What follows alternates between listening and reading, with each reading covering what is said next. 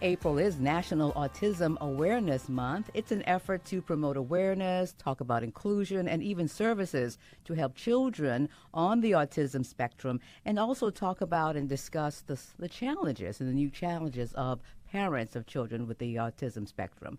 We're going to talk about it and look at autism from various perspectives. We're joined by Dr. Derek Shanman, the Clinical Director of Touchstone, Amy Seeger, Director of YMCA Children's Unified Benefits and Services, and Sherwood Collins, a parent of an autistic child and co-founder of Trudeau Foundation. Welcome to all of you. Thank you. Good morning. This is a very interesting conversation, and as the years go on, it affects more and more families. So let's begin with you, Dr. Derek Shanman, the Clerical Director of Touchstone. How pervasive is this? Are you seeing more and more families and children come to you for help? Absolutely. Right now, the incidence rate for autism is about 1 in every 68 children, which, if you think about it, is about one child in every 2 to 3 classrooms in a school, which is an extremely high rate right now. We don't know if the incidence is increasing so much as we know, versus that we know that our detection methods are getting better. We're getting outreach a lot more. We have more people going to see doctors, getting diagnoses. We do know that the earlier you get help, the better off you're going to be. So the earlier we can get those diagnoses and get people into clinics, the better off we are. Because I mentioned a spectrum, because isn't that the challenge, that it's all the way from what you might think and who you might think to people who are so functional that you wouldn't even think they're classified as autistic? That's absolutely right. So you have from a severe form of autism where you have children that really can't interact with their environment in any way. These are the kids that you probably think of more often, where they can be injurious in some ways. They don't speak. They have really hard time making eye contact, versus a child that's very moderate, very mild, where maybe there's a slightly off speech pattern, but other than that, there's not much that you can tell. So how difficult is it to find out the best approach, because it's so wide-ranging? Well, there are a lot of different services out there that can help, from speech and OT, PT, to applied behavior analysis, which is what we practice at Touchstone. There's a lot of evidence for the support of ABA in terms of. And what is that for those who are not familiar? For those who are not familiar, applied behavior analysis works with breaking down skills into very small, teachable moments, so that we ensure that every child masters the prerequisite skills, or the things they need to build on before we move up. So if you think about something as simple as a greeting for a typical child, you may be able to make sure that you look at the person that you're talking to and wave and say hi. Well, each of those are different steps that would have to be taught for a child with autism. So the first thing we may have to teach is how to make eye contact, and once they're able to do that consistently, then we add in a wave, and then once they do that consistently, we add in saying hi. So it has to be very layered, structured, Exactly. and capturing one success at a time. Exactly. We're joined by Dr. Derek Shanman, the Clinical Director of Touchstone, as well as Amy Seeger, and she is the Director of YMCA Children's Unified Benefits and Services, and Sherwood Collins. We'll hear from him, a parent of an autistic child and co-founder of the Trudeau Foundation. Amy, what types of services are provided specifically by YMCA's Children's Unified Benefits and Services? Well, the Greater New Orleans reaches 44,000 people all over the city, Greater New Orleans. So the last few years, we've had an influx of people calling us, walking through our doors, asking for help or recreational activities. So we have a goal of urgent, and then we have a goal of strategic endeavors that we want to accomplish. But in the urgent, we are providing adaptive swim lessons, Brushes, Buddies, and Beyond, which is a paint class for children on the spectrum, and also dancing drum. So we are serving those few programs for children on the spectrum where they can feel comfortable, where parents can meet, they can socialize, and they can just be themselves without any sort of apologies or worries, in a safe space. too, that the YMCA and other organizations have to figure out ways to include a lot of children. Yes, inclusion is so important. So we are just starting off right now with these programs, and we hope to just increase the programming that we can do for all children. Sherwood Collins, you're a parent of an autistic child, and tell us a little, just briefly, your journey, because I'm sure there was some denial and not figuring out what was happening with your child. It was definitely a long journey. Our son Liam is going to be 8 in July, and growing up when he was really small, when you're an infant, there's some small things that kind of tipped us off that something wasn't right. He wasn't responding to his name. He wasn't, necessarily making eye contact and kind of other things like that. There was still a thought of, just wait and see. Let's see how it comes along. But we finally, moving along and trying to get some services through, I think it was early steps and looking on to get a diagnosis and then further services. He was diagnosed when he was 3 of being on the autism spectrum. And, there were things like delayed speech. He was pretty nonverbal at 3. He may have had 1 or 2 words. But, at the same time, there were other small things like he could read just about anything.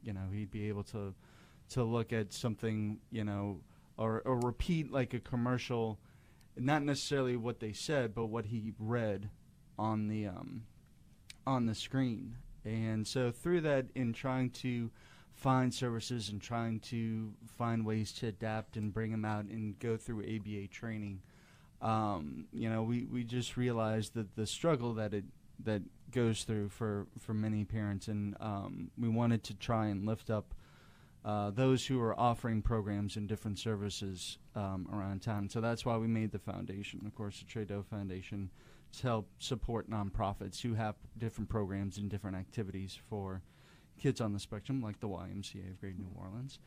And through that, the foundation, of course, has its main fundraiser, which is Beignet Fest, which I've been on your show to talk about before. Delicious. Yes. So, and we're expecting our 3rd one, of course, in October. But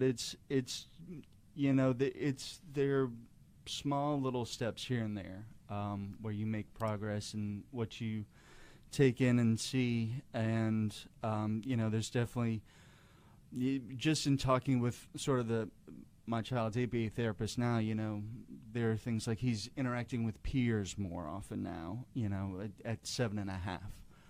He's trying to initiate that interaction, and it's just the small steps that we've been trying to get to where he does that. And, saying hello. And he still sometimes has problems with that, and he'll may make eye contact, but a lot of times you're like, "Hi, Liam," and he'll, 2 or 3 seconds later, "Hi," and it's an acknowledgement, and it's working on acknowledging people and getting to be a little bit more structured and to interact a little bit more, and just trying to break him out of a shell. I want to bring Dr. Derek Shamman back into the conversation, because I was struck by something that Sherwood said. We were going to take a wait and see. Do you find that parents, the gut level, they think something may be a concern, but they're going to wait and see? And what's your view on that? There's that we see that all the time, and it's completely understandable and completely reasonable. Autism typically doesn't show any symptoms at all until at the earliest about 18 months, and in many cases not until 2.5 years of age. And at that point, you're talking about an age of development where there is such a wide range of when skills are typically come out. So if a skill is not supposed to come out until 1.5 years, and it's 2 months delayed, that doesn't seem like that long, but there's no way of telling. Okay, let's wait and see. If it's going to be 2 months, it's going to be 3 months. Oh, there it is. We're fine. Also, in a lot of kids, exactly what you're talking about, you see these almost savant type skills, and we hear about that all the time, where there's reading, there's writing, there's numbers, there's songs, there's all these There's different Liam being able to remember and kind of Exactly. identify with commercials. Exactly, and you latch on to those things. It's, okay, well, if he can do that, then these other things surely are going to come along, but they're seemingly unrelated in the actual progression of what ends up happening. Very interesting. And one of the things too is it was, in going and trying to bring these concerns to like our pediatrician, that was kind of the advice that we got, was just this may be something. Because all children are different. Yeah, because all children are different. It could be, but most likely it could be something else. So just wait it out. And I think that's going back to what Derek said about the earlier you have intervention, the easier things are. We kind of took some steps to try and get the intervention a little bit earlier, just because we felt like we don't necessarily. How much longer do we have to wait? How much do we have to see what's going on? We decided to kind of broach the subject and kind of push it forward and try and find out and try and get the diagnosis, which is a whole process in and of itself.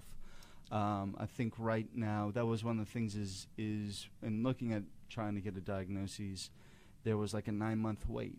And in the greater New Orleans area, I think it's Children's Hospital, Tulane, and Ochsner now, who are able to do the diagnosis. And there's just very few places that are able to provide that, service. And part of the reason, again, kind of going back to why we created it, is that the services are, kind of there, but the waiting list and the kids that are coming up, there are more kids than there are services. And so we're just trying to push to have more services and to have more awareness and acceptance of people on autism. And Amy Seeger, Director of YMCA Children's Unified Benefits and Services, I think that's an important point. The types of services that are needed versus the types of services that are available. Right. That's how we got started, just with the immediate urgent practices.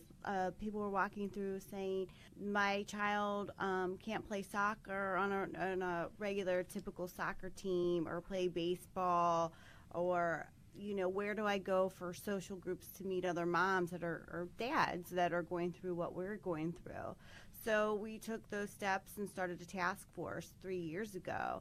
And we have doctors and individuals from public health, Tulane, Children's Hospital. And then we also have, who are the most important people on our task force, are the parents. We made a list, and we just started off with the recreational activities for the families. And I'm thinking too about the summer, and of course so you all can chime in. I mean, because again, the kids are not in school and they want to do activities. It's a long summer. It is. So what do families do? There are very limited summer camps out there. Camp Tigers are really probably the best known one in the city, and that is definitely a goal of the YMCA, to develop a very good camp for children on the spectrum that can enjoy everything that a typical child would, in the comfort of an environment that's adapted to them. Because again, there's a spectrum. Even if you have a camp, that has to be kind of diversified in some way, right? Because not all the children are going to be able to adapt in the same way, even if it's a specialized autistic camp. Absolutely, and I go one step beyond that the training necessary to work with these kids is not your typical daycare summer camp training. And when we talk about our services, when we're working with our families who are in schools, we try to work with whatever summer camps that these children end up at. We're providing our services based on a medical necessity, not an educational necessity. And medical necessity doesn't stop for the summer. So an ability to provide services at these camps in the structure of the camp, but also continuing whatever it was that we were working on throughout the year, is something that's really important for the continuity of services from year to year. And Sherwood, I would imagine, I remember you have 2 children, right? Correct. So this is a time where you have the child who's not diagnosed still on on the spectrum, and then you have Liam, and you're trying to balance all of that.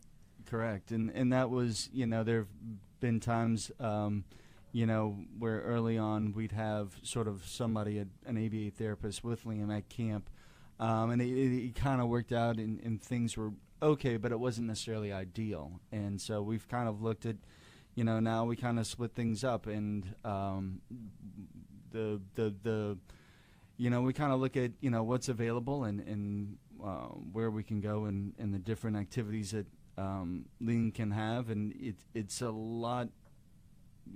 It's just there's a lot less for him to be able to do and participate in as to his brother. And so now we're kind of looking, over the summer we're going to go to 2 summer camps. So we're going to drop one kid off at one camp and the other one at another camp. And the pay scale is definitely different, and even because of that, to an extent, the time that Liam's going to be at camp is going to be shortened, just because it's 2 days of camp for Liam is about a week of camp for our younger son, and so just trying to fit that into a schedule and make it work, and provide him with the best amount of services, and give him time over the summer where we're not having to break out, from work or whatever we're doing to pick him up and bring him here or bring him there.